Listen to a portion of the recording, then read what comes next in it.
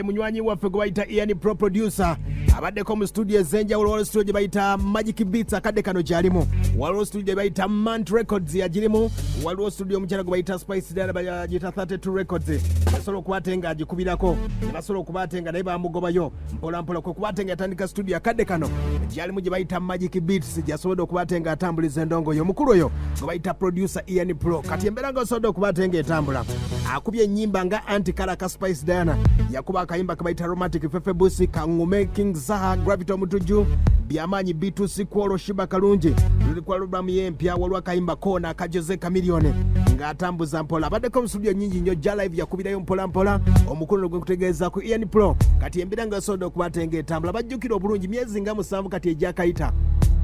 Producer gwe bayita Daddy Andre naye yali mu nsonga nga zino nga bagamba nti abayimbi ab'enjawulo baavaayo nga bagamba bayitira mu mbeera ey'okusoomoozebwa, era bwe byajjira nga omukugu bayita Daddy Andre akadeka yali ali ku climax obanga ekintu kya music yasinga okuba ate nga trending akadde kano mu COVID-19 corona nga bw'atambudde. Ian Pro asobodde okuba ate nga avuddeyo n'engoma ze mpola mpola, nasobola okuba ate nga akikuba ng'ebagamba nti ekikula amangu kifa mangu. Ian Pro naye ebizibu bye tusobodde okuba ate nga tulabye obuziina bwe, embeera nga bwesobodde okuba ate nga etambula. Abayimbi ab'enjawulo benna akasembayo akadde kano abawala 10 bakavaayo kuvaayo nga bamusongamu olunwe, nga abamu bagamba nti yabakwata, abamu nga b'omanyi nti omukolera oluyimba. Okuyingira studio ebintu bingi nnyo byolina okuba ate ng'ogoberera. Wabeerawo okubuukinga studio n'ogamba nti ngenda kukolera mu studio ki eya Ian Pro, ngenda kukolera mu studio ki, n'osobola okubuukinga kwe kusasula akasente. Ne bagamba tugenda kukola ngoma Lwakutaano, n'ojja mu studio ne batandika okuba ate nga bakola. Waliwo okuteekamu amaloboozi, waliwo okubaakinga, byonna ebyo kati amagezi g'aba producer waakuwanvuya. Kati nga bano abaana ab'obuwala bayinza okuba ate nga mutegeeza nti amaloboozi tujja gateeka mu kiro ssaawa nga 8 ate onaaba onaddayo. Kati embeera eno omukulu gwe bayita Producer Ian Pro yabadde agezaamu okuba ate ng'ayisa mu bapukaamingi ab'enjawulo. Ne Masaka waliwo omu, waliwo ow'Ejjinja, waliwo ow'Embalala, balinga 10 akadde kano. Ensonga zino zatandika lunaku lwa Sunday, era nga mukyala we gwe bayita Voice nga naye abadde muyimbi apukaamingi agezaako okukikuba naye nga kibadde kikyagaanye. Sooka owulira embeera nga busobodde okuba ate ng'etambula. Abayimbi embeera gye bayitamu naddala ab'obuwala. Ono producer wakubiri eyasooka bamuyita Daddy Andre. Ayaya, Daddy Andre yalina omulala gwe bayita Nadia Angela Katatumba, bonna ne bagamba nti embeera yatambula bwetyo. Enzikiza ya music eri ku side endala, sooka ogiwulire. Naleetako emboozi, abamu ne bawakanya nti tebiriiyo. Waliwo emboozi naleeta wiiki wedda ne bagamba olimba tebiriiyo. Akadde kana abayimbi bapukaamingi bebeekabira nga bagamba nti ensonga zonna nga bwe zitambula. Kati mwana muwala wona asookera ddala apukaamingi bamuyita Daphne abadde yakafulumya oluyimba olusookedde ddala. Wabula ng'omukulu producer Ian Pro agezaako okuba ate nga mutiisatiisa akadde kano okuba ate nga avaayo okuwa obujulizi. Amugambye bw'ajja mutta omwana wuuno ategeeza. Ian Pro yamuyigiza n'okulya akakoola, yali tamanyi kakakoola, namuyigiriza enjaga. Esooka owulire oba n'ebigenda okusukkamu. Iyo ndekera okuntiisatiisa nti ogenda kunzita. Owulira, ndekera okuntiisatiisa nti ogenda kunzita kuba Ian toli Katonda. Njagala ontegere bungi Ian tolina Katonda, toli Katonda. Ian oli munaku, Ian ovuma obunaku, Ian tufaanaganya obunaku. Owulira, Ian singa Voice yakera ku makya n'akulonda ku kapeti ya ja live, singa okyakira ku kapeti. Owulira, Ian nze ndi mukazi ne pangisiza wensula, okitegera siri mugagga. I rent for myself. Nerisa nenwesa Voice amaze manga ddene nga akulisa Ian paka oyawulidde nga akooye. Nze nerisa sina musajja ndiisa. You understand? Ian madde nkusabalekera ogenda ngonjogerako buli wamu. Ian nakwesonyiwa. Ian wankwana, nali mwana muto. It was last year when natandika music. Nezja mu studio Ian mastering oluyimba lwange. Sajja kunnyamba gwe mwennyini wangamba you can master my song. When natuuka mu studio Ian n'onnimba lima n'ongamba you can manage me kuba nali siina buyambi. You understand? N'ongamba osobola okumanaginga Ian. N'ongamba osobola okunkolera ennyimba ennungi n'onsiriwaza n'onnimba olw'ensonga nali siina kyemanyi nga nkulaba ng'owakabi. Okitegeera gwe mbwa gwe. Aya basi embeera bw'etambula. Abayimbi ab'enjawulo abatandika abagezaako okuba ate nga bayingira ekisaawe kya music bafuna obuzibu okusoomoozebwa ba producer be batuusaako. Kati wuuyo bamulimba nti bagenda mufuulina mulina management y'enjawulo bamukolera oluyimba ebyo bayita ebizibu nga omanyi nti mu music studio ez'enjawulo zigaba offer biba bya bwereere kati abaana ab'obuwala balugwiramu awo nebamutegeeza bakuwadde offer oluyimba backing ya ssaawa 8 ez'ekiro. Tukyagenda mu maaso sooka owulire ono yali amusuubizza mulimu yamukwatira mu studio. One day Ian yankubira n'angamba ayagala kumpa mulimu mu studio mbeere nga ngipromotinga. Ian nambuzabuza saali bubi ne ŋŋenda mu studio ye. Bwe natuuka mu studio ya Ian nambuzabuza akyali bize n'angamba nyingire mu kisenge gye mba mulindira. Neninda Ian ng'obudde bugenda. Ian najja mu kisenge n'ankwata emabegako awo Ian ye yalina gye yali n'angamba muweereze ku ssente. Bw'anaazifuna ajja zinziriza. Saafuna ssente ezo naye namugamba funawo ojja ssente ezo ngenda kukola ki, we naazifuna ngenda zikuddiza. Aya basi ndowooza owulira abayimbi embeera gye bayitamu okusomoozebwa abayimbi naddala abatandika be basinga okuba ate nga bajja mu mbeera eno. Sooka owulire omukyalo ono akyatunyumiza obuzibu bwa Ian producer. So toteekayo kifaananyi kyange oba namba yange. Yes, Ian yakozesa amaanyi mangi. Nali manyi era n'obuuza manager bwe nasiibula namugamba ngenze Ian ampise tugende tukole business. Nawe natuukayo yanza mu bintu birala era nawulira obusungu. Andi ekyanjawukanya na Ian emabegako awo Ian yankubira essimu n'angamba alina gy'ali. Aya basi tukyagenda mu maaso. Abayimbi kati nno nono omukyala abadde mukyala we amwinamu omwana omu bamuyita Voice naye nga muyimbi. Aha. Naye ayogera obuzibu bwa producer we gwe bayita Ian Pula ate nga bbaawe. Briefly Ian yonna gye wali gye nakusanga omanyi embeera yonna ogimanyi gye waliko okitegeera nompitiramu embeera yo nonyinyonnyola noŋŋamba buli kimu nga bukyali nenkukiririzaamu. However much by that time tewalina ability. I believed in you, I trusted in you. Okitegeera ne tupanga obulamu nga tusula wansi ku cement, you and I.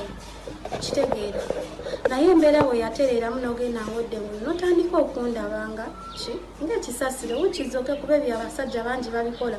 That's not news, si bintu bipya.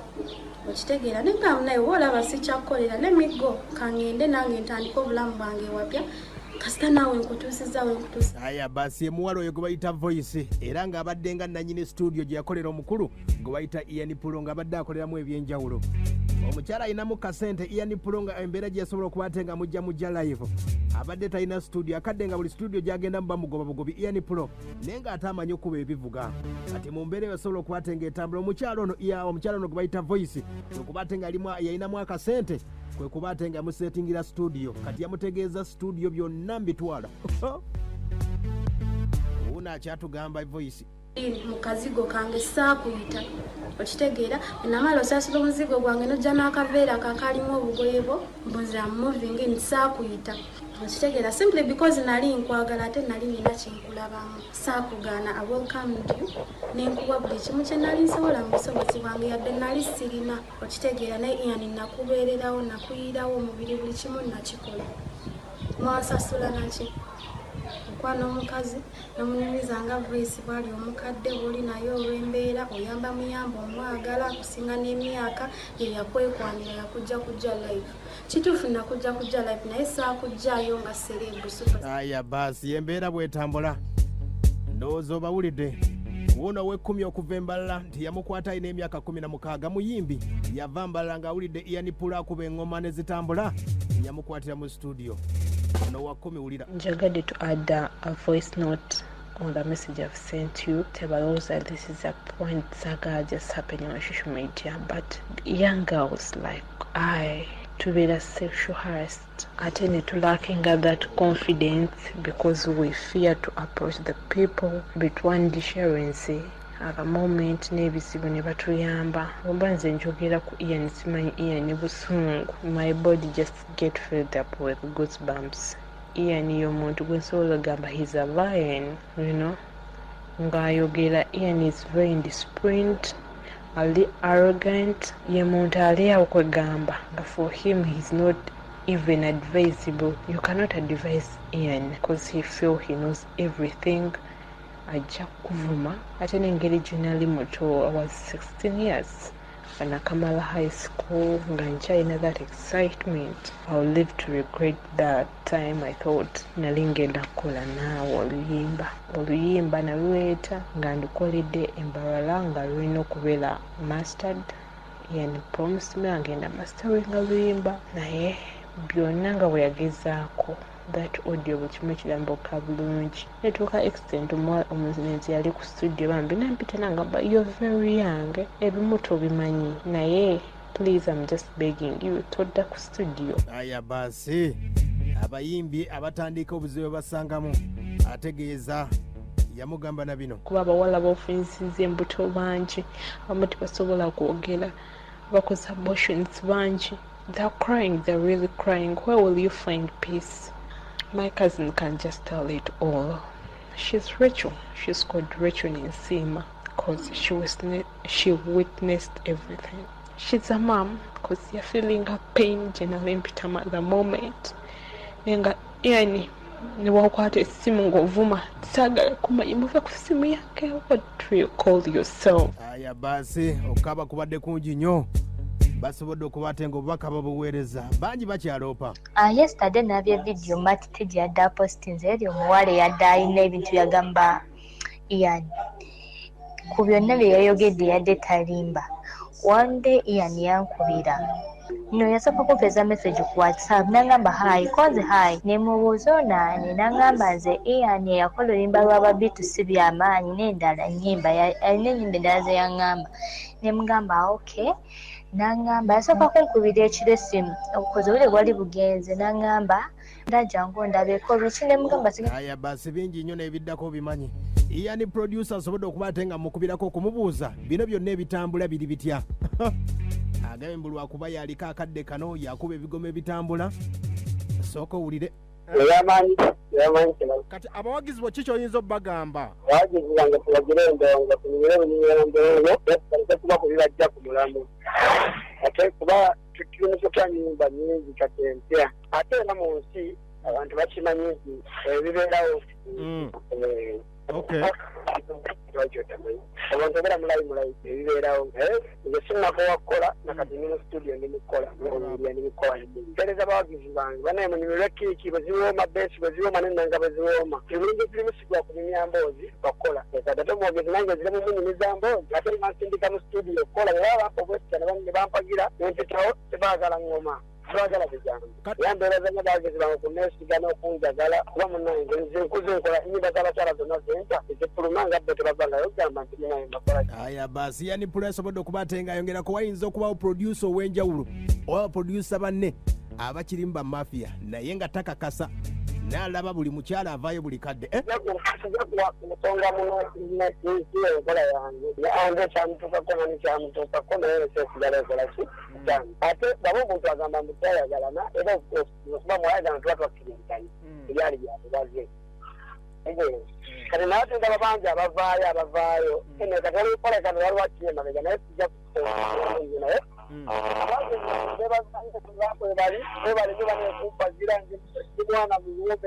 aya basi omwana omuwembeefu yani pulo kati n'eddoboozi ate erintiisiza ye mukyala w'omukulu omukyala gwe bayita voice omuyimbi yennyini eyamuzaalamu n'omwana omu ampeereza eddoboozi nga Ian Pulo akkiriza byonna ebyo ebimwogerwako mu mawulire akadde kano.